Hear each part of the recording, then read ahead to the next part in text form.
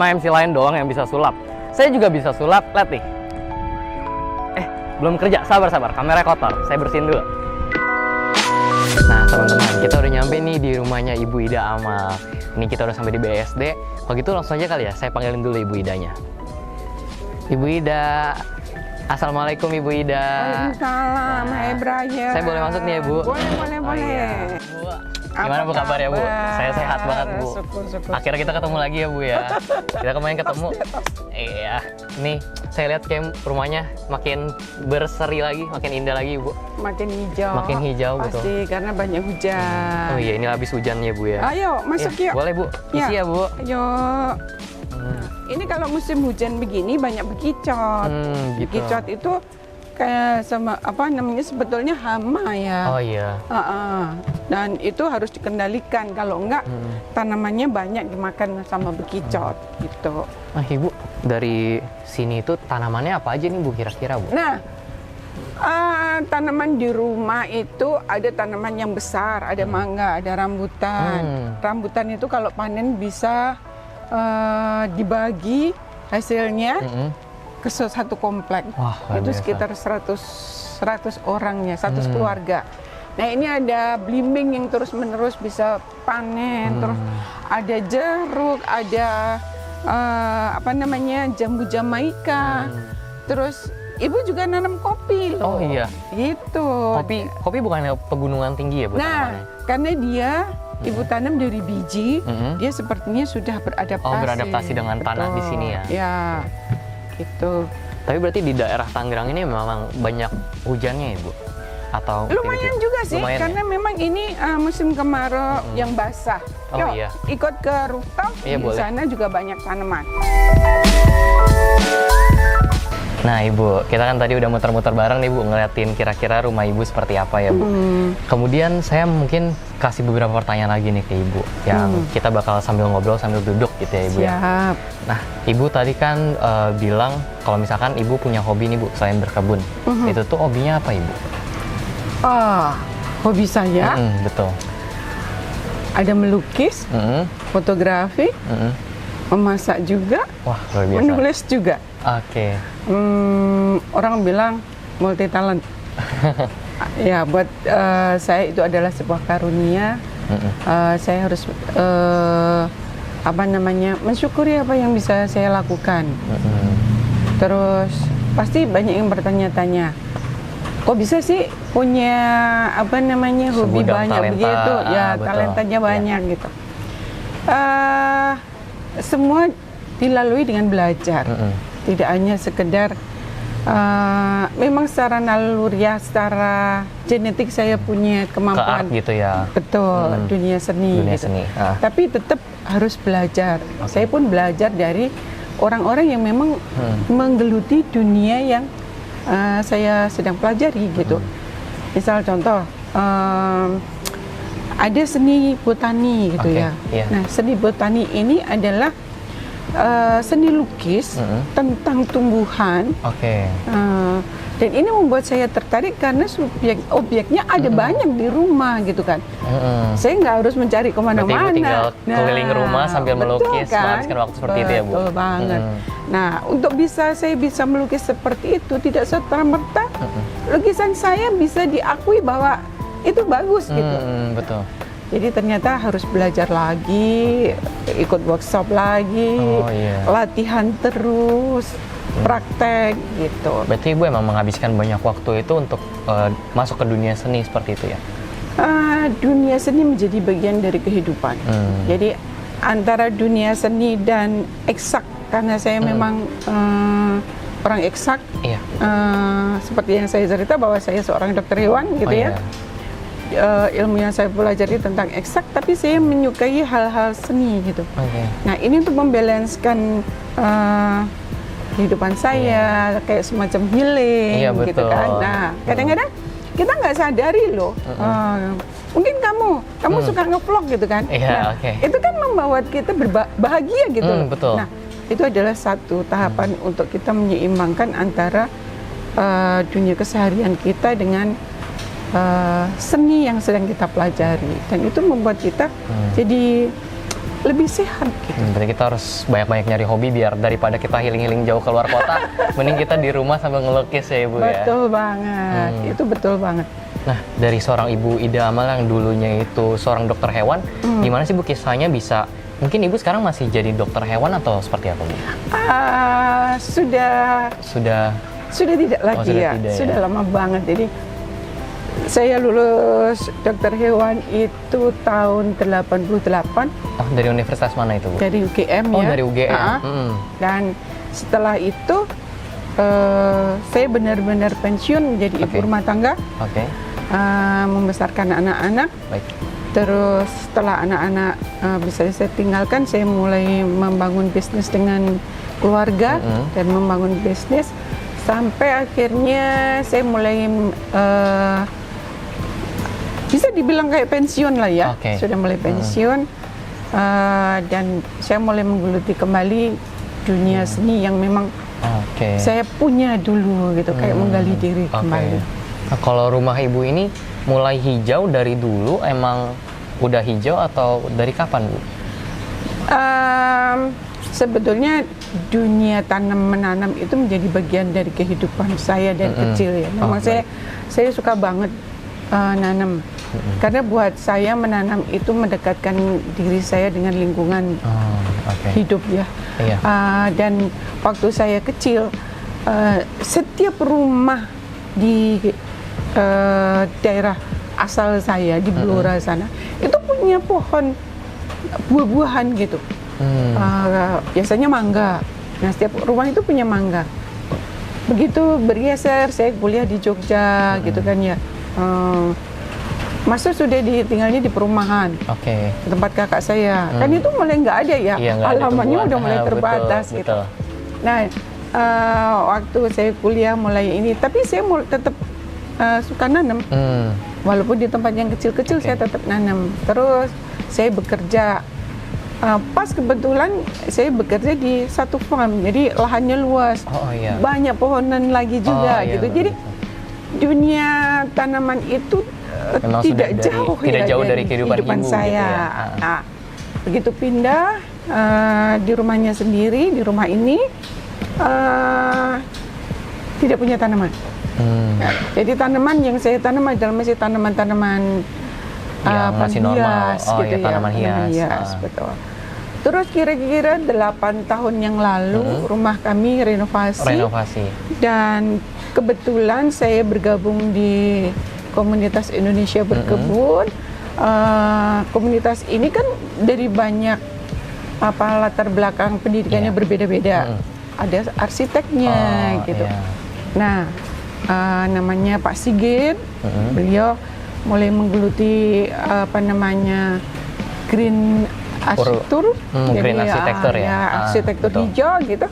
Terus sudah saya dibuatkan desain untuk renovasi rumah. Baik. Nah, itulah mulai dari 8 tahun yang lalu, setiap tahun rumah ini semakin hijau dan semakin besar tanamannya.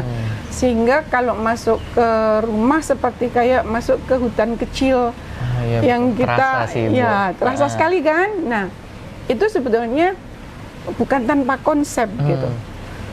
Jadi memang rumah ini dibangun, dikonsepkan untuk supaya saya tetap bisa berkegiatan ngebun. Oke. Gitu. Rumah ini harus bisa menjadi peneduh buat sebuah yang ekosistem tinggal. sendiri seperti itu ya. Dibangun satu ekosistem. Karena saya lihat banyak sekali kayak kupu-kupu yang juga hadir. Memang itu efek dari tanamannya seperti itu ya Bu? Nah, ini menarik banget kan. Kalau sudah membahas tentang tanaman, tentang apa yang saya lakukan. Jadi selain saya menyukai dunia seni tadi, saya juga ikut terlibat pada satu komunitas kupu-kupu. Oh iya. Kupu-kupu Indonesia. Jadi ada satu komunitas yang kami concern tentang kupu-kupu. Nah, dari situ saya belajar di satu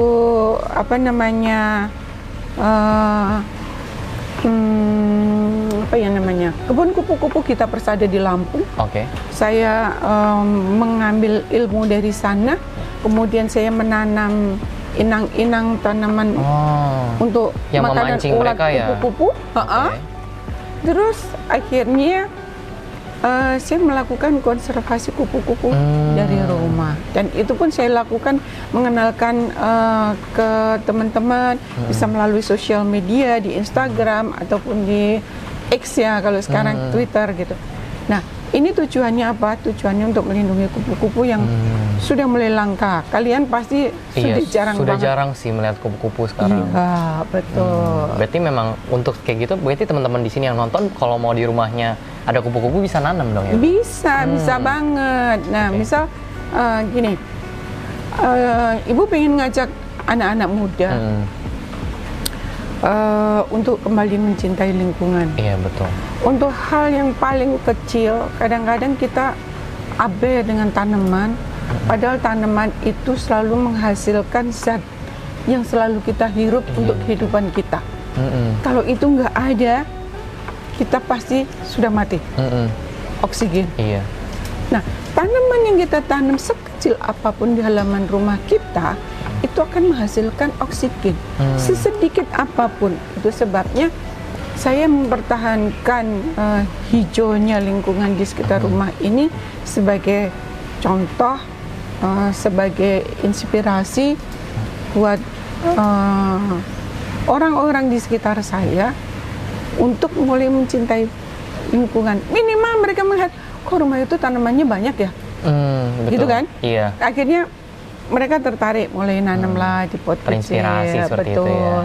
Terus akhirnya, nah ini satu inspirasi yang saya kadang-kadang tidak harus berbicara, tetapi lingkungan di rumah ini menjadi contoh. Nih, gitu. Karena melihat rumahnya hijau, wah kayaknya enak nih di sini. Pengen juga rumah saya seperti itu. Mungkin itu inspirasi yang ibu pengen berikan. Betul banget. Karena siapa lagi yang concern terhadap lingkungan di sekitar kita kalau bukan kita gitu.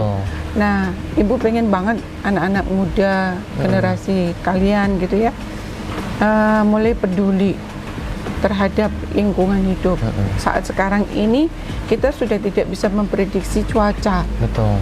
Cuaca yang harusnya sudah masuk musim kering, kita masih hujan. Iya, ini baru selesai hujan baru kan? Hujan, ya. Padahal tadi panas ya, Bu. Betul banget, tadi panas. Itu yang terjadi karena climate change. Iya, betul. Nah, bagaimana kita mengendalikan climate change? Kita mulai tanam dari halaman rumah kita masing-masing. Sekecil apapun tanaman yang kita tanam, memberikan kontribusi yang luar biasa buat bumi kita. Baik. Siapa yang peduli dengan bumi? Kita kan? Harusnya kita generasi milenial, generasi Z sudah mulai harus peduli. Seperti itu ya, Ibu. Harus. Sedikit aja nih, Bu, mungkin di akhir pesan Ibu secara singkat mungkin kepada teman-teman di sini yang menonton, kira-kira apa nih, Bu?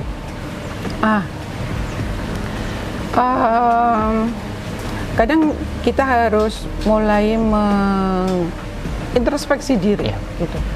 Terkadang kita abai karena aku begini aja hidup kok, tapi kita tidak pernah peduli dengan lingkungan kita. Masa depan jangka panjang seperti itu ya. Betul sekali.